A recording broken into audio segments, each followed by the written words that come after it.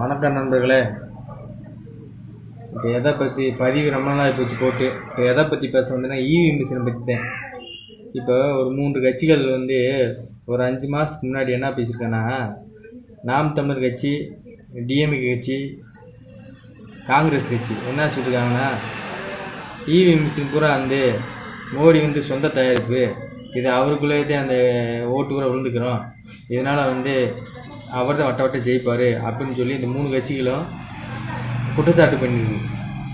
இப்போ நாம் தமிழர் கட்சிக்கும் ஓட்டு விழுந்திருக்கு, டிஎம்கே கட்சிக்கு 40 எடுத்திருக்கு, காங்கிரஸுக்கு விழுந்திருக்கு. இப்போ பிஜேபிக்கு கூட்டியில் 2வது இடத்துக்கு வந்திருக்கு. இப்போ ஃபஸ்ட் இடத்துக்கு இப்போ நீங்கள் 40 எடுத்துட்டீங்க, மற்ற கட்சிக்கு நல்லா ஓட்டு வந்திருக்கு. இதே இவி மிஷின் தான். இப்போ என்ன சொல்ல போகிறீங்க? இந்த விஷயத்தை தேவையில்லாமல் இவி மிஷின் கூட சொல்கிறதோ இதில் இந்த விஷயத்தை பேசக்கூடாது. இது தேச துரோகம் மாதிரி. இப்போ என்ன சொல்கிற வரேன்னா, எல்லாமே மக்களால் தேர்ந்தெடுக்கப்படுறது தான் எல்லாமே இந்தியா முழுவதும். இவி மிஷின் குறை சொல்கிறது வேஸ்ட்டு. நீ தயவுசெய்து இவி மிஷினை பற்றி பேசக்கூடாது. இது இப்போ பேசினால் தேச துரோக வழக்கில் ஈடுபடுற மாதிரி அர்த்தம்.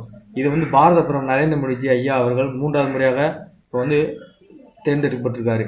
இது இவி மிஷின் பேசினா சட்டப்பூர்வமாக நடவடிக்கை எடுத்து அவங்க நடவடிக்கை எடுக்கணும் ஐயா. இதான் வேண்டுகோள்.